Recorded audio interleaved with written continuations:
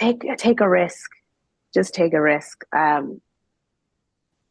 never thought I would ever say that before, but if you take a risk, it just and you push yourself out of your comfort zone, it's so meaningful.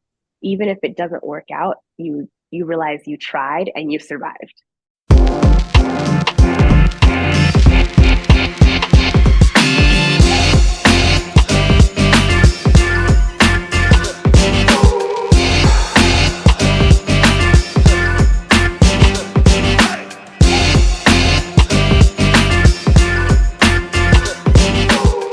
Hello, everyone. I am Melissa Forziat of Take the Doughnut, here to help you get inspiration and get donuts. I'm a motivational keynote speaker, and today I'm bringing you a very special Take the Doughnut interview with the one and only Jessabelle Thunder, who is a Hall of Fame burlesque performer. Welcome. Thank you. Thanks for having me. So good to talk with you again. For those who missed it, we actually talked previously about the movie Burlesque, but this time we're just talking about you, Jess, and that's the Yeah. exciting thing. You are the feature today. So, before we get into any more serious questions, I've got to ask, what's your favorite donut? Oh my gosh. It's so specific, but there's a butter salt donut at Sidecar Donut Ooh, that I love. I'm not a huge donut sweet person, but that one gets me every time. It's not super sweet. It's like really salty, buttery. Oh, so good. nice. Yes. Okay, that's the way to go. Shout out to Sidecar Donuts. Yes, yes. And I said just a little bit about you up front, but tell us more about yourself. What should we know about you? I've been doing burlesque for 15 years. I think this October will be 16 actually. Um, I kind of just got put into it. Like I always liked watching it. Um, but then I never thought I could ever do it. And an ex-boyfriend of mine, now the boyfriend at the time, put me in some classes and I kind of just developed this love for it and realized, oh wait, I can do this actually. And I gave it a try and I just stuck with it for 15 years. And it's taken me all over the world. I'm in LA, based in LA, but I do a lot of shows in LA, but I also do shows anywhere people will pay me to go. And you're in demand. I mean, you're at a venue right now, getting ready, Yes, that's why I look like this. taking time to talk to the people before you go out. It's so good. Yes, yes, yes. Well, I'm excited to have this conversation with you. Just to reset this for people who haven't seen a Take the Donut interview before, here's what we're doing. So, Take the Donut for me is an expression, it's the same thing as Carpe Diem. And it comes from this strange thing that happened in college where I left an actual donut on a table, but that became an object lesson for me and what it looks like to leave an opportunity behind. So, I don't want to do that anymore. I want to take the donut. So basically, this conversation is all about going after opportunities, going after goals, and what does that actually look like for those of us who are doing it, practically speaking.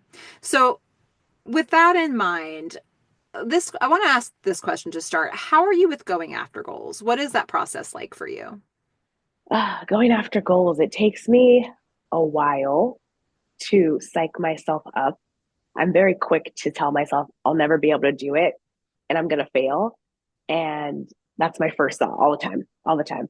But I have to keep reminding myself that it's okay. Nothing's going to be perfect the first time.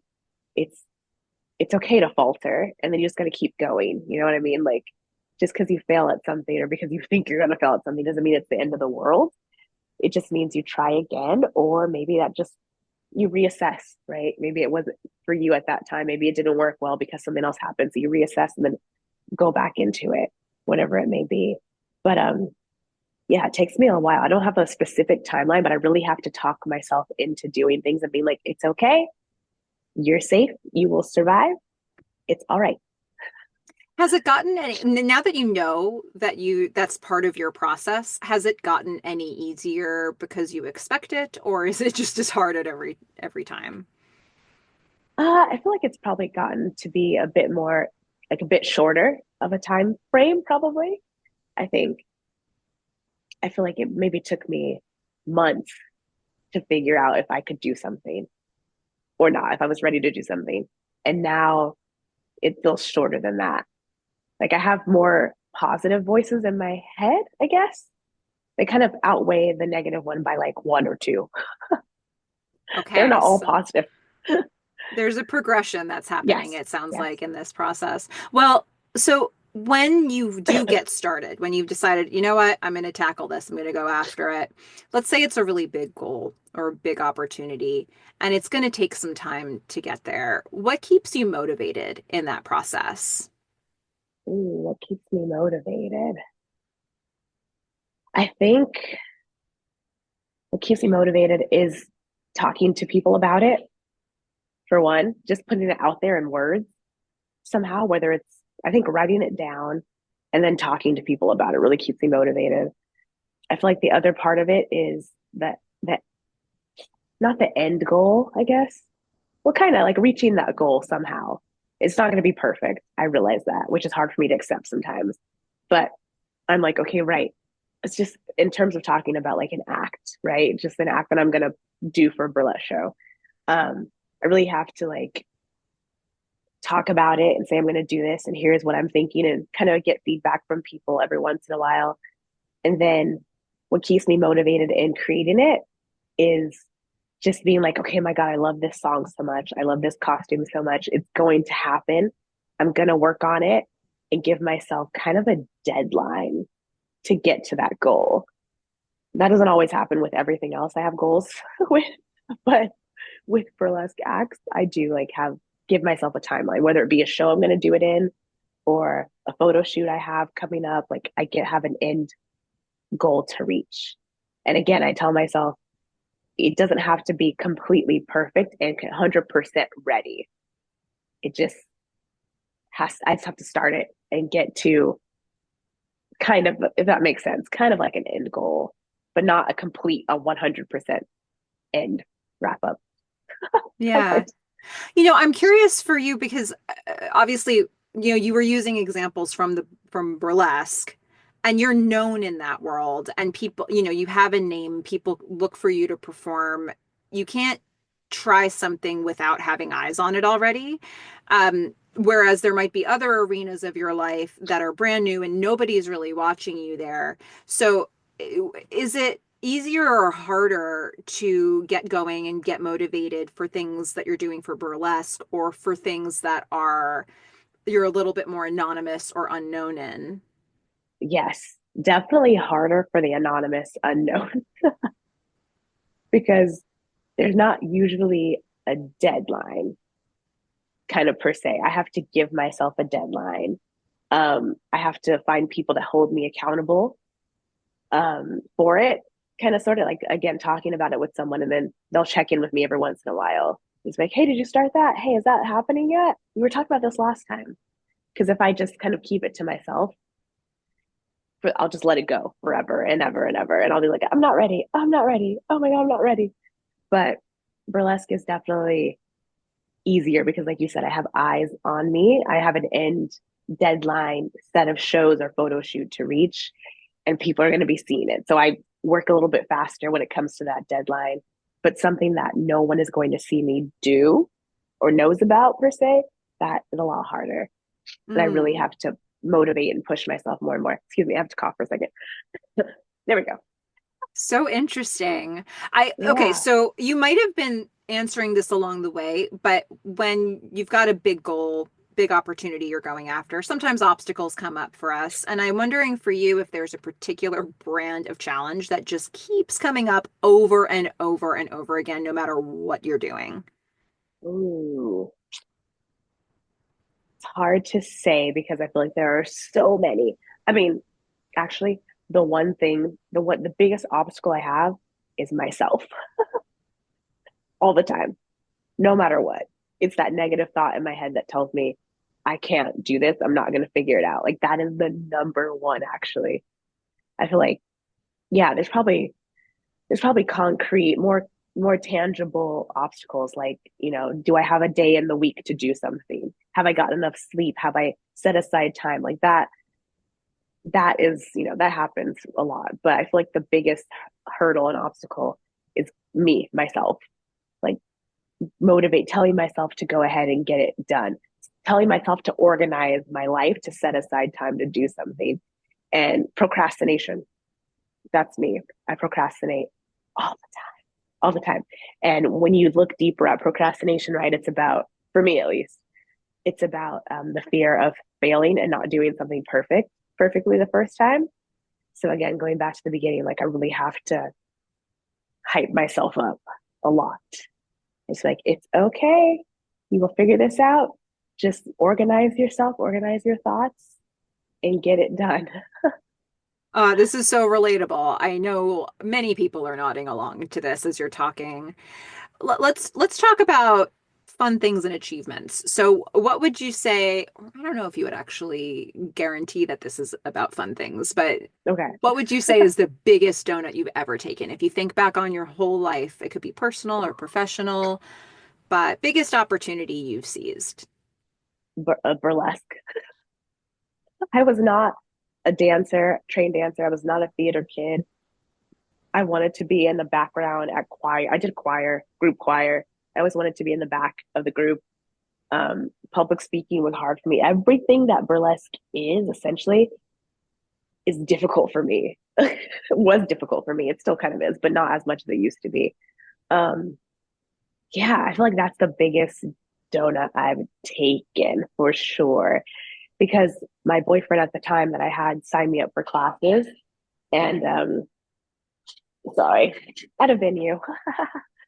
So my boyfriend signed me up for classes, and it was a series of maybe like 6 weeks of a class where it was a group class. We learned some choreography, et cetera, et cetera. We didn't perform on a stage. So the next step after that class was over was to then create a solo act. That was the next offering they gave to people. And they kind of said, okay, if you want to do a solo act, we'll help you create one. We'll help you figure out costuming. We'll tell you where to go get pieces. Um, we'll help you build an act and then graduate from the class and put it on stage. And it was in that moment after the first class was over that I was like, you know what? I'm just going to take this risk, which no one in a million years would have ever thought I would have been doing this at all. Never. Because I was not that personality type. But I remember at that time, I was going to school to be a therapist, marriage and family therapist. And I kept telling myself, if I'm going to be anyone's therapist, and I need confidence, I need to build confidence in myself somehow and take risks, right? When you take risks and you make things happen, it kind of builds this confidence in yourself, right? So I had this kind of bucket list of things I wanted to do and try. And at that moment, burlesque was offered to me. And I was like, you know what? Let's just give it a go and say I did it one time. Just try it one time. And if it doesn't work out, at least you can say you did it and you like pushed yourself outside of your comfort zone, which was really hard for me to do. And I did, and I haven't stopped. 15 years later, here you are. How long did it take you to get comfortable or as comfortable as you are now? When was there like a turning point for you? Ooh, I want to say 15 years. Just kidding. I'm not. I'm not 100. I'm pretty comfortable. I'm pretty confident. I'm not 100%. I think like 80%. But I do remember doing my first few acts, like maybe my first act or two that I created. Um, and I really had choreography. I had choreography written out. I had the lyrics of the song printed out, and next to the lyrics, I had the made up words for my choreography and little stick figures that were doing the choreography. Every single line of the song had choreography. And so as I kept doing that act more and more, people kept wanting to book it. And so I booked it in a drag show. And, a drag shows, drag queens don't have, intense choreography that they have to memorize and keep to. They kind of flow in and out of things and they go around and they pick up tips, right? And so at this particular show at Hamburger Mary's in West Hollywood, the first time I did it, I was like, I need to go get the tips because no one was coming up to the stage to give it to me. And I was like, oh my God, how do I do this? Like, how do I make this work? Because I'm such a stickler for my choreography, right? Mhm. And the second time I did that show, I was like, right, you're just gonna go off stage and keep moving and get the tips and then go back on stage. And I'll never forget, like, I don't know, I feel like that's an example of being comfortable, right? Is like I had to be comfortable with flowing in and out of my strict choreography that I had in my head. And I remember after that moment, I was just like, oh, this is cool. Like now I feel more flexible in my movements. I give myself time. If I mess something up, I know things well enough and know my music well enough that I can go right back into something. So when you think about comfort on stage and things like that and dancing, that I feel like that was a pivotal moment for me. I say it all the time. Like had it not been for that drag show and trying to get tips, who knows what kind of performer I'd be still stuck on stage. But I had to adapt, right? I had to be adaptable to my environment, um, which is still true to this day. Like I'm doing shows in big theaters, I'm doing shows in tiny bars, I'm doing shows that have no stages, shows where people can't see anything, shows where there's no light in the audience, there's only light on stage. Like I just had to learn how to be comfortable in my own skin and with the audience and adaptable and flexible, if that makes sense. It does. This is such a great example, and really kind of shows what that turning point actually looked like for you. So, are there donuts that you're trying to take right now? Is there anything in progress for you that you can talk about? Donuts I'm trying to take. I'm always trying to go travel to more places and get bigger bookings. Um, I really like, I keep saying this. I mean, I have lots of big donuts, right? I want to be in a music video doing burlesque. I want to be in a movie doing burlesque. I want to continue to travel to places I've never been to perform, which is so meaningful to me, not only because I get to experience a new audience, because they get to experience me, a Black performer, which is not always as common as one thinks. It's kind of common, but not as common as, a white performer, right? So when I get to travel these different countries, they get to see my style of burlesque in my Black body, which I think is so meaningful. So I keep wanting to travel to more countries. Um, and I had one more in my head. Oh, I always say I want someone to give me a Oh, travel show where I can just keep doing what I'm doing, get flown out to different places, do burlesque shows, like highlight the shows, and also sightsee as at the same time, which is what I love doing. And again, going back, that was not me ever. The first time I ever went out of the state, actually, well, no, that's a lie because I went to Vegas as a kid. But the first time I went somewhere by myself out of the city of Los Angeles was because of burlesque. And I was terrified, but I was like, oh, this is actually fine. Like, I like traveling. I didn't realize that was a part of me, until the burlesque world happened. So, those are all my big things that I don't know how to get to yet, but I'm trying through social media and just my presence and putting myself out there more, which is also difficult to do at times, but and you articulated here, so who knows? Who knows where it could go? manifest, put Yeah, it out let's put there. it out there. Maybe somebody will watch this who has a connection to some of those things. That's And true. That's yeah. true. Oh my gosh. Well, okay, there may be people who are watching this right now who have a donut of their own they want to take. Maybe it's still just an idea. Maybe they've started and they're, looking for that motivation to keep going. So let's sprinkle some encouragement. And what would you say to those people? Take a risk. Just take a risk. I never thought I would ever say that before, but if you take a risk, and you push yourself out of your comfort zone, it's so meaningful.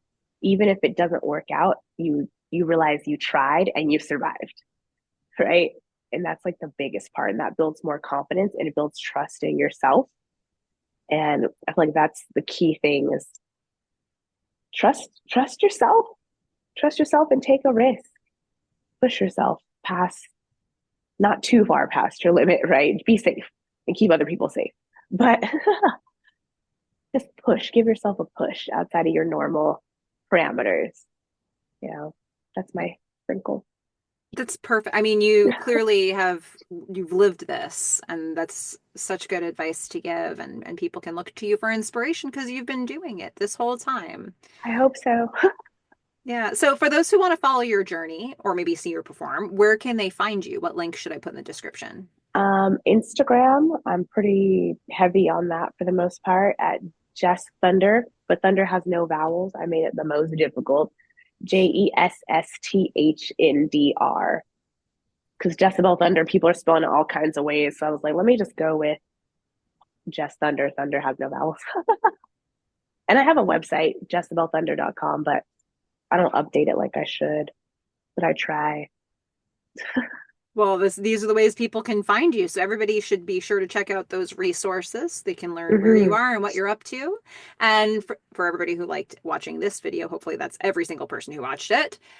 Be sure to like and subscribe because there's so many inspirational interviews still to come. But in the meantime, Different thank you niches. so much, Jess, for taking some time for having this conversation just before you're about to go on.